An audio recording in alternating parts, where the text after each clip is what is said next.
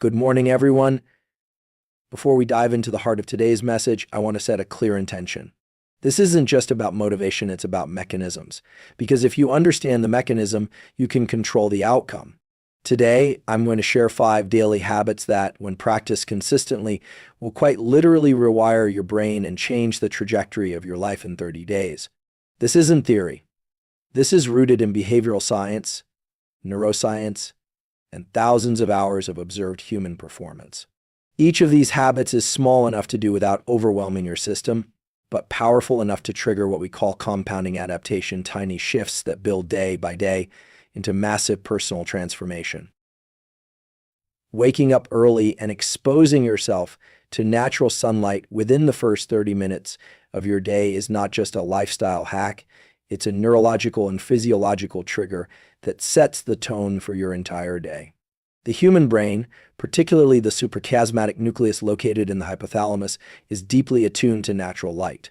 This region serves as the master circadian clock, and it governs a wide range of biological processes, including hormone release, body temperature, alertness levels, and mood regulation. When you wake up and expose your eyes not through glass or sunglasses, but directly to natural light, you're signaling to your brain that it is daytime. This signal prompts a cascade of neurochemical events that increase alertness, elevate mood, and initiate the countdown to your next sleep cycle. Natural sunlight is the most potent cue for aligning your circadian rhythm, which in turn affects your sleep quality, focus, metabolism, and even immune function. The intensity of natural sunlight, even on a cloudy day, far exceeds that of indoor lighting. While a brightly lit room might provide 500 to 1,000 lux, natural outdoor light ranges from 10,000 to over 100,000 lux. Your photoreceptors, particularly the melanopsin-containing retinal ganglion cells in your eyes, are most responsive to this type of light. These cells don't contribute to vision in the conventional sense, but they are crucial for sending information to the brain about environmental brightness. That information is used to regulate melatonin production, the hormone that signals your body when it's time to sleep. Exposing your eyes to natural sunlight in the morning immediately shuts down melatonin production, making you feel more awake and focused. This same exposure triggers a timed release of melatonin about 14 to 16 hours later, promoting restful sleep at night.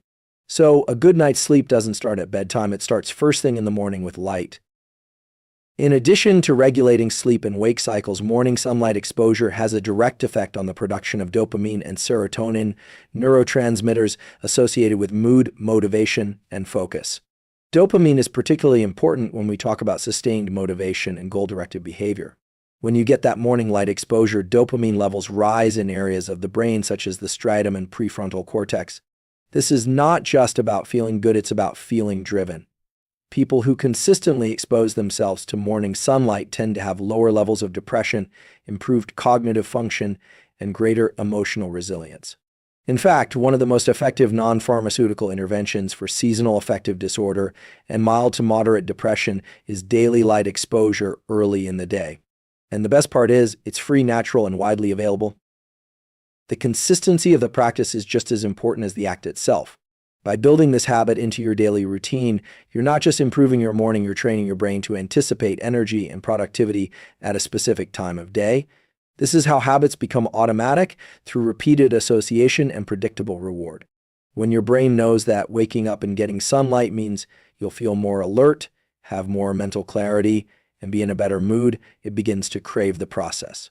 This consistency strengthens neural pathways and makes the habit easier to sustain over time.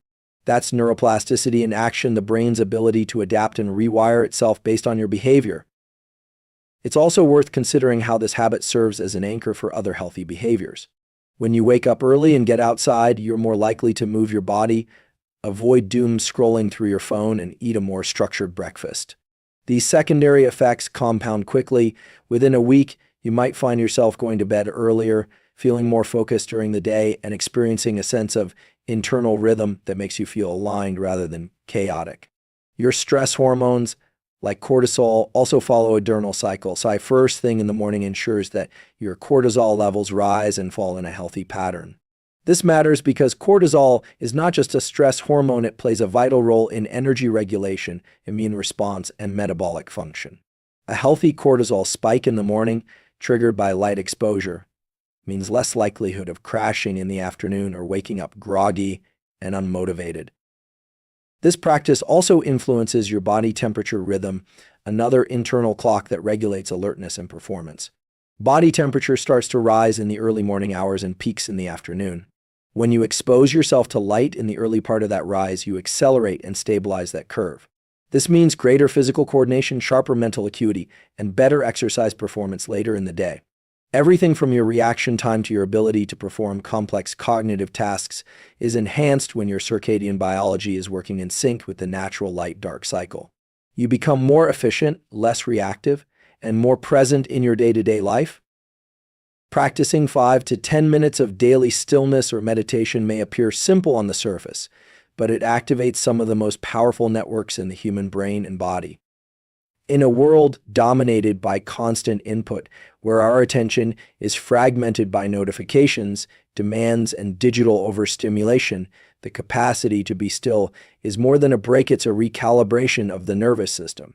When we sit in silence or engage in a focused breathing practice, we are not doing nothing. We are actively shifting our physiological and cognitive state from one of sympathetic dominance, often called fight or flight, to parasympathetic tone, which governs rest and digest. This transition is not just a feeling of calm, it's a measurable change in heart rate variability, vagal tone, respiratory rhythm, and prefrontal cortex activation. These changes have a direct impact on stress regulation, emotional resilience, and cognitive control. Neuroscientific research has consistently shown that even short bouts of meditation reduce activity in the brain's default mode network, particularly the posterior cingulate cortex, which is associated with self-referential thoughts and mind wandering. When this network quiets down, we gain access to a state of present moment awareness. This means fewer intrusive thoughts, less rumination, and greater clarity of perception. Over time, the practice of sitting with stillness, even just for 5 minutes, reshapes the brain through a process called experience-dependent plasticity. Regions of the brain responsible for attention regulation, such as the anterior cingulate cortex, and those involved in emotional regulation, like the amygdala, begin to change structurally and functionally. These adaptations translate into real-world improvements in how we manage conflict, respond to uncertainty, and regulate impulsive behavior. There's also a profound hormonal shift that occurs during brief meditation. Cortisol levels drop. Oxytocin and serotonin levels can increase, depending on the type of meditation being practiced. Even breath-focused stillness initiates changes in the balance between oxygen and carbon dioxide in the bloodstream, which affects pH levels and, by extension, cellular metabolism and energy. These shifts don't just change how we feel, they change how our bodies function at a systemic level. Immune markers like interleukin-6, which are associated with inflammation, decrease with consistent meditation. Brain-derived neurotrophic factor, BNF, a key molecule involved in neurogenesis and synaptic plasticity, can increase. These are not minor benefits. They touch nearly every system of the body, from the endocrine system to the immune system to the cardiovascular system. Meditation also increases meta-awareness, the ability to observe our own thoughts without becoming entangled in them. This is not a philosophical idea, it's a cognitive skill. When we build the habit of witnessing thoughts as they arise, we create space between stimulus and response. This is where real personal power begins to grow. Instead of reacting unconsciously to stressors or emotional triggers, we can choose a more skillful response. This small pause, this moment of conscious awareness, becomes the foundation for discipline, intentionality, and long-term behavioral change. It's no longer about willpower in the moment. It's about setting the conditions that make better choices more likely. The beauty of stillness is that it's accessible. It requires no special equipment, no perfect environment, and no prior training. Simply closing the eyes, anchoring the attention on the breath, a mantra, or a body scan, and observing what arises is enough to initiate the process. The mind will wander, that's expected, but the act of noticing the distraction and gently returning attention to the present is where the rewiring happens.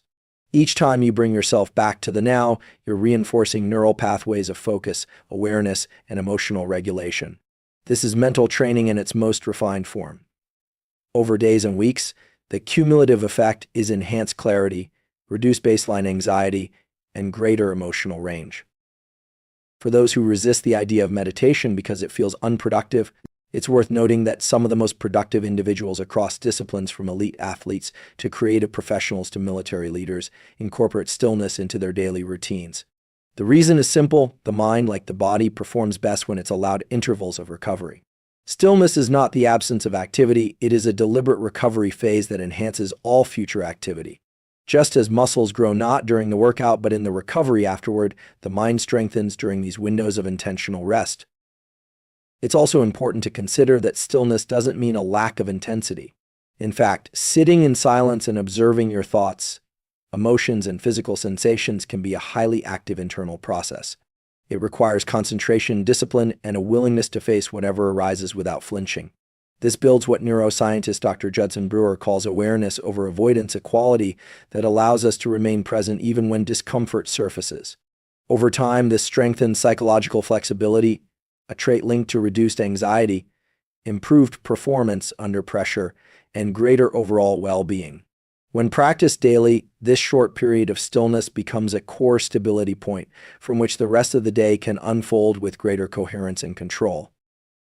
Moving your body every day, even just for 20 minutes, can fundamentally shift your mental, emotional, and physiological state in ways that most people vastly underestimate. Physical movement is not merely about fitness or aesthetics, it's a direct signal to the brain and nervous system that promotes clarity, mood regulation, and resilience. When you engage in even a brief session of exercise, whether it's walking, stretching, running, or any form of deliberate movement, you activate neural circuits that are responsible for attention, motivation, and executive function. These circuits, particularly those involving the prefrontal cortex and basal ganglia, help you sustain focus, make better decisions, and suppress impulsive behavior. That kind of cognitive control is not just useful, it's foundational for building the kind of life that doesn't just happen to you, but happens because of you. At a neurochemical level, daily movement immediately stimulates the release of endorphins, which are the body's natural opioids, as well as dopamine and serotonin, both of which are crucial for mood, learning, and motivation. Dopamine, in particular, is tightly linked to the feeling of progress.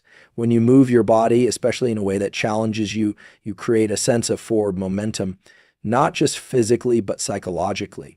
That momentum spills over into other areas of your life. You begin to crave structure, consistency, and action.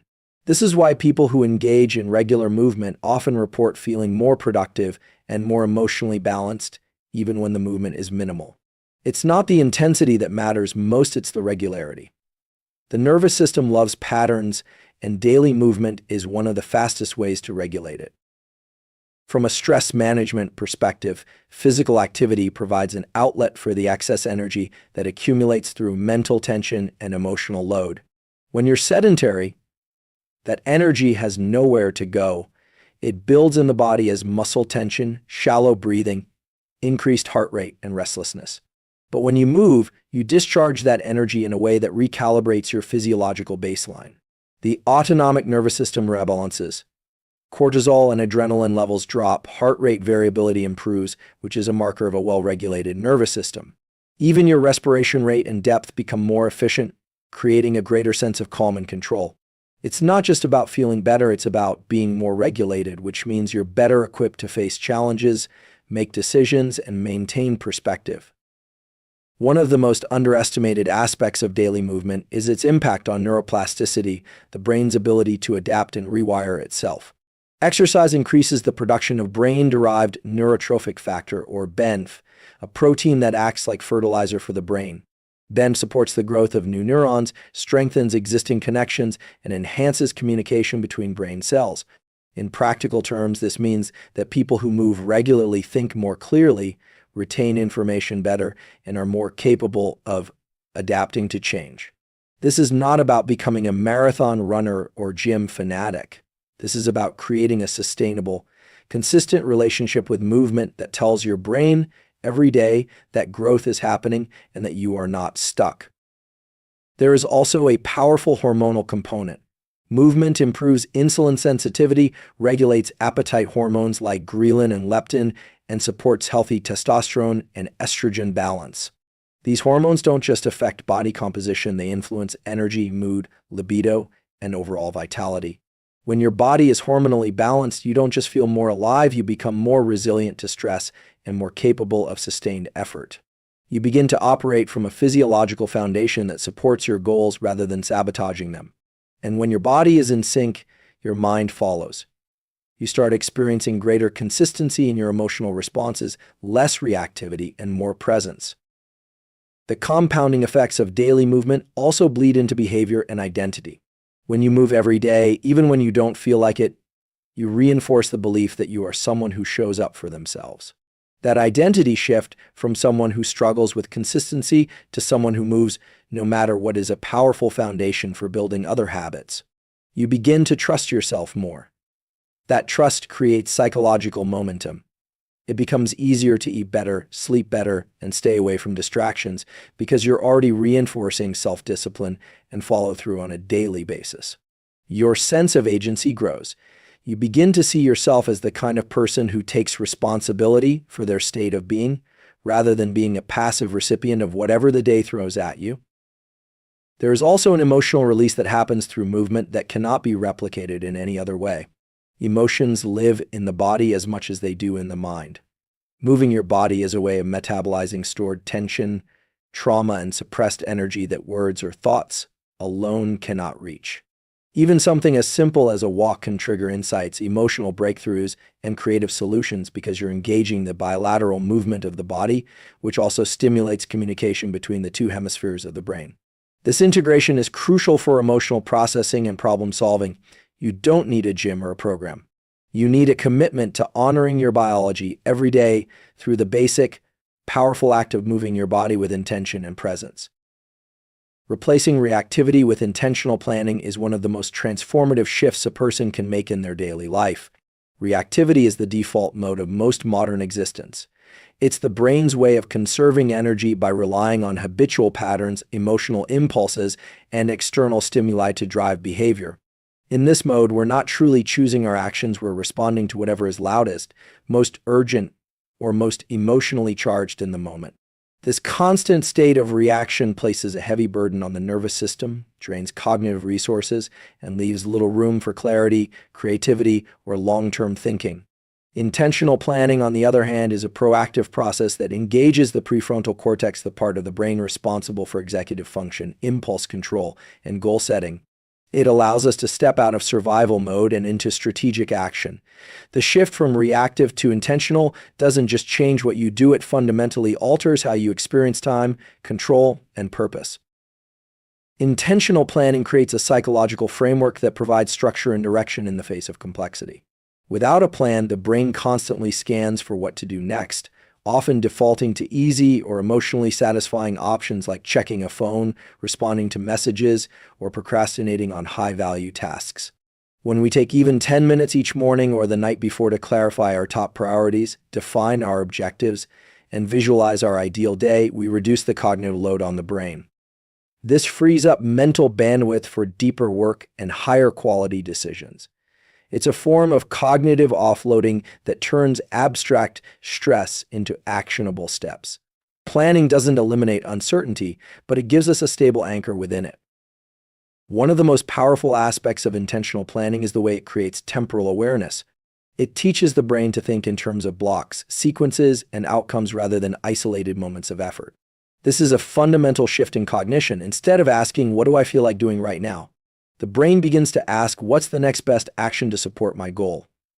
That one question changes everything. It introduces agency. It replaces emotional impulsivity with deliberate execution. When repeated daily, this shift reprograms neural pathways so that discipline becomes automatic, not effortful. The brain becomes familiar with structured thinking and goal orientation as the new default. Intentional planning also builds confidence. Each time you make a plan and follow through, you reinforce a feedback loop between your intentions and your actions. That loop builds self-trust, which is the foundation of sustainable motivation. When people say they lack motivation, what they often mean is that they don't trust themselves to follow through. Planning and execution restore that trust by creating a pattern of alignment. And when things don't go as planned, the framework still holds. You can adapt with clarity rather than collapse into frustration or avoidance. It's not about perfection, it's about direction. This practice also reduces decision fatigue, which is one of the biggest hidden drains on performance and willpower. When your day is unstructured, every moment presents a choice. Should I start this task? Should I respond to this message? Should I check social media? Each of these choices costs energy. Over time, these micro decisions wear down your ability to focus and self-regulate. Intentional planning front-loads those decisions. It allows you to allocate time, energy, and attention where it matters most without having to reassess your priorities every hour.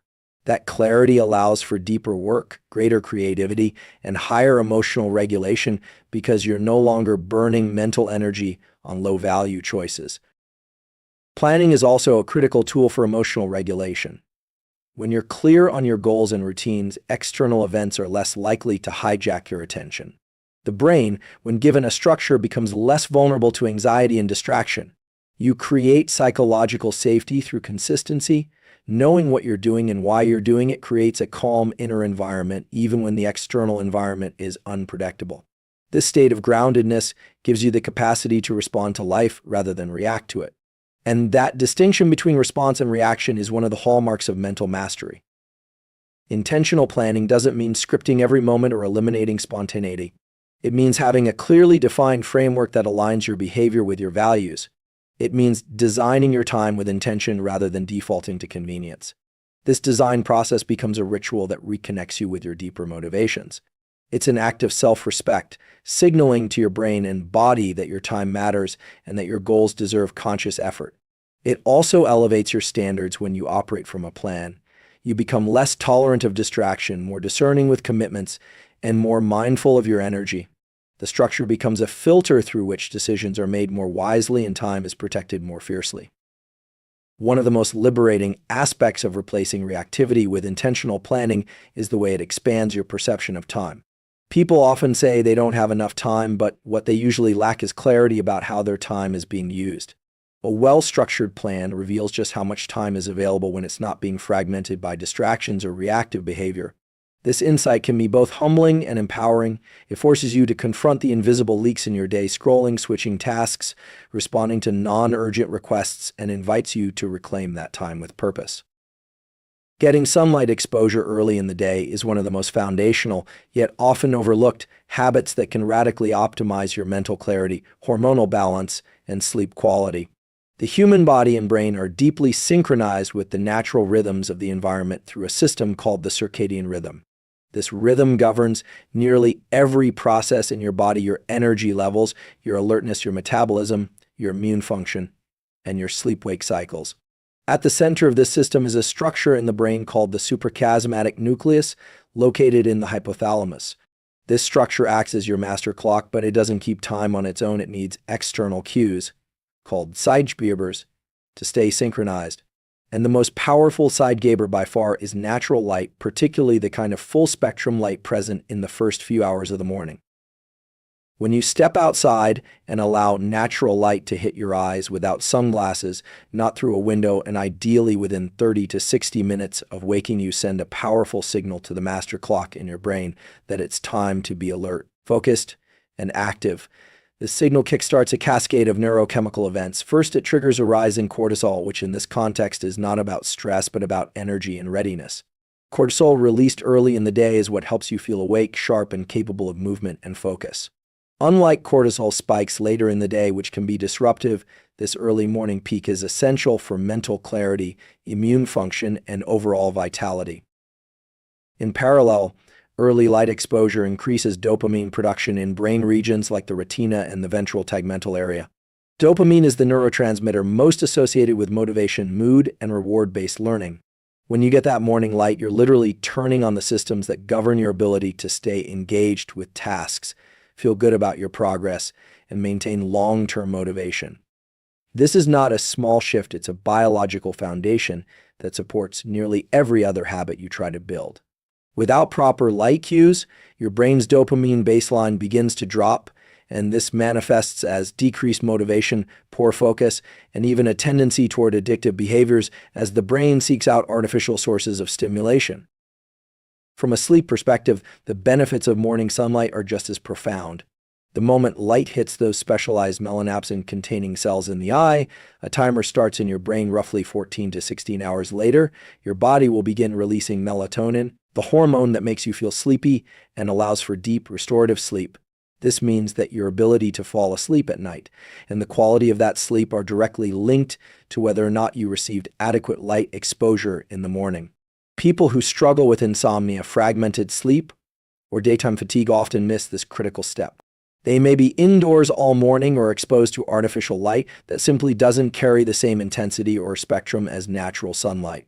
As a result, their circadian rhythm drifts, their sleep-wake cycle becomes inconsistent, and their body's internal systems fall out of sync. It's also important to understand that this is not about just standing near a window or turning on bright indoor lights. The lux level or brightness of indoor lighting is usually between 300 and 1,000 lux. But outdoor morning light, even on a cloudy day, can easily range from 10,000 to over 100,000 lux. This difference in intensity is what makes the signal to the brain so unmistakable. Just 5 to 10 minutes of outdoor exposure in the early morning can begin to realign your internal clock. If the sunlight is indirect or if the sky is overcast, you may need closer to 15 to 30 minutes. But the principle remains the same. Get outside, get the light into your eyes, and anchor your physiology to the natural world. Beyond its neurological and hormonal effects, early morning light exposure also has significant impact on mental health. Studies have shown that increased exposure to natural light is associated with lower rates of depression, reduced anxiety, and greater emotional stability. This is partially due to the dopamine and serotonin systems being activated, but it's also because light impacts mood-regulating structures like the amygdala and prefrontal cortex. The psychological benefits of this habit accumulate quickly. People report feeling more emotionally regulated, more positive, and more in control of their responses throughout the day when they begin consistently exposing themselves to early light. Incorporating this habit into your life doesn't require a radical change. It can be as simple as stepping outside for your coffee, taking a short walk around the block, or sitting on a balcony or porch where the light can reach your eyes directly. It's not necessary to stare at the sun, just be outside with your eyes open and unshielded for a few minutes, allowing the ambient light to do its work. Over time, this simple act begins to rewire your internal rhythms. Your energy becomes more predictable. Your mental clarity becomes sharper in the morning hours. You begin to feel sleepy at the right time in the evening. And most importantly, your sense of alignment with your own biology deepens, which makes every other behavioral change easier to maintain and more effective over the long run. Limiting screen time before bed is one of the most strategic decisions you can make to enhance cognitive performance, emotional regulation, and overall physiological recovery. In the final hours of the day, your brain and body begin a shift from wakefulness to sleep, a process that is hormonally driven and highly sensitive to light, stimulation, and behavioral cues. When screens are present during this period, phones, laptops, TVs, they emit a type of blue light that disrupts the production of melatonin, the hormone primarily responsible for initiating and maintaining sleep. This disruption doesn't just delay sleep, it changes the quality and depth of your rest, which in turn affects your performance, mood, memory consolidation, and immune function the next day. The impact compounds over time, resulting in a chronic sleep deficit, even if you're technically getting enough hours in bed. When blue light enters the eye, particularly in the evening, it activates specialized cells in the retina known as intrinsically photosensitive retinal ganglion cells. These cells are directly connected to the brain's master circadian clock and signal that it's still daytime. In response, the brain suppresses melatonin release, and the body delays its transition into rest and repair mode. Even small amounts of light exposure, such as checking your phone in a dark room, can produce this effect. This means that the presence of screens within the hour or two before bed can physiologically mislead your body into thinking it's time to stay alert, not wind down. As a result, you may experience difficulty falling asleep, disrupted sleep architecture, or waking up feeling unrefreshed regardless of sleep duration. But it's not just the light, it's also the content. The nature of screen-based activities tends to be stimulating. Social media, video content, emails, news, games, these are not neutral inputs. They engage the brain's dopaminergic system, flooding the brain with anticipation, novelty, and reward signals. This keeps the nervous system in a state of heightened arousal at precisely the time it should be downshifting. The brain interprets this stimulation as a signal to stay alert, and in some cases even prepares for potential threat or action. This overactivation results in shallow, fragmented sleep and a lack of the deep restorative phases, especially slow-wave sleep and REM that are essential for emotional processing, cellular repair, and memory consolidation. Reducing or eliminating screens before bed allows the parasympathetic nervous system to activate fully the branch of the nervous system responsible for rest, digestion, and recovery. In this state, the heart rate slows, cortisol levels drop, blood pressure stabilizes, and the body shifts into a regenerative mode. This is when growth hormone is released, tissues are repaired, and the brain undergoes vital housekeeping functions through the glymphatic system, which flushes out toxins accumulated during the day. These processes are not optional, they're foundational to long-term cognitive health, metabolic stability, and emotional resilience. A powerful part of the evening ritual is not just removing screens, but replacing them with behaviors that signal safety, closure, and decompression. Activities like reading a physical book, journaling, listening to calming music, taking a warm shower, or practicing breath work provide the nervous system with cues that the day is ending and recovery is beginning. These cues work in tandem with the body's circadian rhythm to gently guide you into a state of deep rest. Over time, these behaviors can become habitual triggers, what neuroscience calls conditioned responses, that help you transition more easily into sleep without effort or resistance. Behavioral momentum plays a major role here. The way you end your day sets the tone for how you begin the next. When your evenings are dominated by overstimulation, the morning often begins in a state of reactivity, grogginess, or distraction. But when you establish an intentional boundary such as turning off screens 60 to 90 minutes before bed, you allow your body to cycle through its natural wind-down process. This creates a state of calm that carries over